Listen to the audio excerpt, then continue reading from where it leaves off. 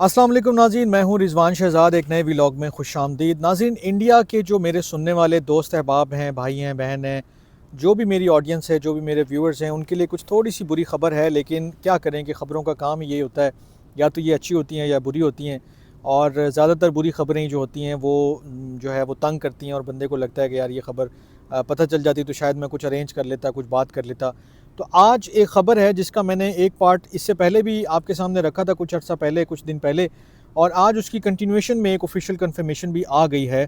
मैंने आपके सामने एक स्टोरी रखी थी, उसके हवाले से मैंने कुछ अदाद शुमार भी रखे थे कि इंडिया की जो गवर्नमेंट है, उन्होंने अमेरिकन गवर्नमेंट के साथ, ट्रंप एडमिनिस्ट्रेशन के साथ कुछ एग्री किया है कि हम अपने बंदों को वापस लेंगे। कौन से बंदे? जो इलीगल इमिग्रेंट्स हैं, जो गैर कानूनी तौर पर वहाँ पर रह रहे हैं, हम उनको वापस लेंगे। हम दोनों मुल्क उसके ऊपर काम कर लेते हैं और हम दोनों मुल्क आगे बढ़ने का कोई फार्मूला तय कर लेते हैं, ताकि ये जो सिचुएशन है वो किसी और ख़राबी की तरफ ना जाए। तो जो लोग एक ज़माने से रह रहे हैं इस आस में, इस उम्मीद में, इस होप में कि यार किसी न किसी दिन मुझे अमेरिका के कागज़ मिल जाएंगे, मेरा काम बन जाएगा, मेरी चीज़ें सीधी हो जाएंगी, मैं इलीगल हूँ या अनडॉक्यूमेंटेड तो खैर है, कोई ना कोई रास्ता निकल आएगा। अब मेरे ख़्याल में उनके लिए जो है वो परेशानी का सामान ज़्यादा बढ़ने लगा है। लेकिन साथ ही ये कुछ लोगों के लिए बेहतरी का भी सामान है। वो क्या है, मैं आपके सामने रख देता हूँ। इंडिया के जो एक्सटर्नल अफेयर्स मिनिस्टर हैं जयशंकर साहब, उन्होंने बेसिकली सबसे पहले तो ये कंफर्म कर दिया है कि वो वाकई इसके ऊपर गवर्नमेंट जो है इंडिया की वो काम कर रही है, और जो इलीगल अनडॉक्यूमेंटेड लोग अमेरिका के अंदर रह रहे हैं उनको वापस लेने का अमल जारी है। शुरू भी हो चुका था और जारी भी है। अब ये स्टेटमेंट आया किस तनाजुर में है, वो मैंने आपके सामने रखा था कि इंडिया और अमेरिका ने तकरीबन 18,000 लोगों की एक फ़हरिस्त तैयार हुई है, और उसके ऊपर उन्होंने एग्री किया है कि ठीक है, ये लोग हम मिल के आइडेंटिफाई करते हैं, कंफर्म करते हैं इनकी जो आइडेंटिटी है, इनका जो ओरिजिन है, वो कंफर्म करने के बाद हम इनको वापस लेंगे। अक्टूबर में एक फ़्लाइट जा चुकी थी, उसके बाद खामोशी थी। फिर ब्लूमबर्ग ने एक स्टोरी की, और ब्लूमबर्ग की इस स्टोरी में इंडियन ऑफिशियल्स के कोट्स भी शामिल थे, यानी कि उनके स्टेटमेंट्स भी शामिल थे। और अब उन्हीं की बेसिस के ऊपर जब ये जयशंकर साहब वहाँ गए हैं अमेरिका के अंदर, और उनकी जो है वो रूबियो साहब से मुलाकात हुई है, तो उसके अंदर जो है उन्होंने ये सारी डिस्कशन की है ट्रंप एडमिनिस्ट्रेशन के साथ कि यार हम क्या सोच रहे हैं और आप क्या चाह रहे हैं, तो उसको मिलजुल के कुछ कर लेते हैं। लेकिन बेसिकली ये उसी स्टोरी के तनाजुर में बातचीत आगे बढ़ रही है। जयशंकर साहब ने वहाँ पर जो एक स्टेटमेंट दिया है मीडिया के साथ बात करते हुए, वो मैं आपके सामने पढ़ देता हूँ, थोड़ा सा उसके ऊपर बात कर लेते हैं कि as a government we are obviously very much supportive of legal mobility because we do believe in a global work space.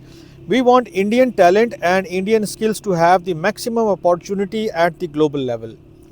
At the same time, we are also very firmly opposed to illegal mobility and illegal migration. वो legal path खोलने के हक़ में हैं। वो चाहते हैं कि एक ग्लोबल वर्क प्लेस जो है वो बना रहे। इंडिया के लोग जो बाहर जाना चाहते हैं उनको तकलीफ़ परेशानी ना हो, उनका रास्ता स्मूथ रहे, उनके रास्ते खुले रहें, उनको किसी इल्लीगल बंदे की वजह से जो है वो किसी और परेशानी का, किसी और मुसीबत का सामना ना करना पड़े। और इसके बारे में उन्होंने साफ फिर ये भी कह दिया है कि we also firmly oppose to illegal mobility and illegal migration. गैर कानूनी तरीके से जाने को अब इंडिया भी सपोर्ट नहीं करेगा। अगर आप गैर कानूनी तरीके से अमेरिका पहुंच भी जाते हैं, पकड़े जाएंगे, तो ये नहीं होगा जो पहले एक स्ट्रैटेजी होती थी कि जी आइडेंटिफाई नहीं करते थे, वो डिस्कशन ही नहीं होती थी, वो मालूमात ही नहीं फराम की जाती थी, वो तरीक़ेकार पे ही नहीं आया जाता था कि यार किसी तरह, चाहे वो पाकिस्तान से हो, चाहे वो इंडिया से हो, किसी और मुल्क से हो, जो हमारे वहाँ के ऑफिशियल्स होते थे इंडिया, पाकिस्तान, बांग्लादेश या किसी और मुल्क के, वो हेल्प आउट नहीं करते थे कि इसका क्या ओरिजिन है, क्या नहीं है। लेकिन अब ऐसा नहीं होगा। वो ख़ुद भी अपोज कर रहे हैं और वो कह रहे हैं कि हम इस चीज़ को आगे लेकर नहीं चलना चाहेंगे। मज़ीद उन्होंने एक चीज़ और अच्छी कही है जो इंडिया के हक़ में जाती है, और वो ये कहते हैं कि if it takes 400 odd days of waiting period to get a visa, I don't think the relationship is well served by this. ये उन्होंने रूबियो को कहा है, और उसके बारे में जो है उन्होंने ये, इसका पॉइंट का मतलब ये है, मकसद ये है कि यार एक बंदा जो है वो एक साल, डेढ़ साल जो इंतज़ार कर रहा है, वीज़ा नहीं मिल रहा, उसका केस नहीं प्रोसेस हो रहा, ये भी कोई बहुत पॉजिटिव चीज़ नहीं है। इसके ऊपर भी थोड़ा सा काम करने की ज़रूरत है। तो ये देखें, प्लस और माइनस इसी तरह होता है कि आपने उनकी कोई बात मानी है तो आप फिर अपनी भी बात रख रहे हैं। आप ट्रेड जो है उसकी जो डिफ़िकल्टीज़ हैं उससे बचना भी चाह रहे हैं।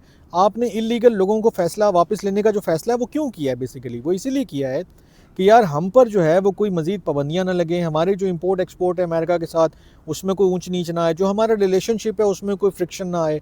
तो ये जो सारी चीज़ें हैं, ये स्टेटमेंट उन तमाम बातों की अक्कासी करते हैं कि ठीक है, चंद हज़ार लोग अगर हम वापस ले भी लेते हैं और एक ब्रॉडर लेवल के ऊपर हमारे चंद हज़ार से कई हज़ार ज़्यादा लोग, वो जो 18-20 हज़ार की हम बात कर रहे हैं, उसके बदले में 2-4 लोग, 5 लोग, लाख लोग, 10 लाख लोग या और इससे भी ज़्यादा लोग चले जाते हैं लीगली वहाँ पर अमेरिका के अंदर, तो वो ज़्यादा एक विन विन सिचुएशन होगी, बजाय इसके कि हम 18,000 20,000 लोगों को जो है वो डिफेंड करते रहें, उनकी जो है वो साइड लेते रहें और आइडेंटिफाई ना करें और प्रोसेस में हेल्प आउट ना करें।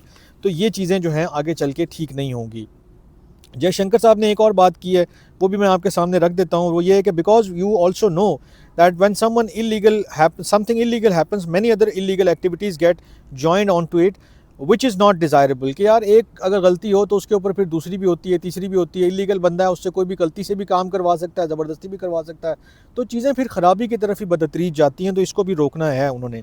मैं इसको ज़्यादा नहीं पढ़ता हूँ, लेकिन कुल मिला के हमें उनका जो मुद्दा है, जो बात है, वो समझ में आ गई है। वही स्टोरी है कि जो भी इलीगल अनडॉक्यूमेंटेड इमिग्रेंट्स वहाँ पर रह रहे हैं इंडिया के, उनको डिपोर्ट किया जाएगा।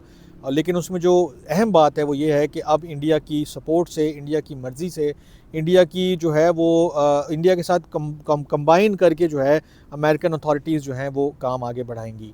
देखते हैं आइंदा दिनों में इसका बेनिफिट क्या निकलता है, क्योंकि बेनिफिट के ऊपर ही सारी बात हो रही है।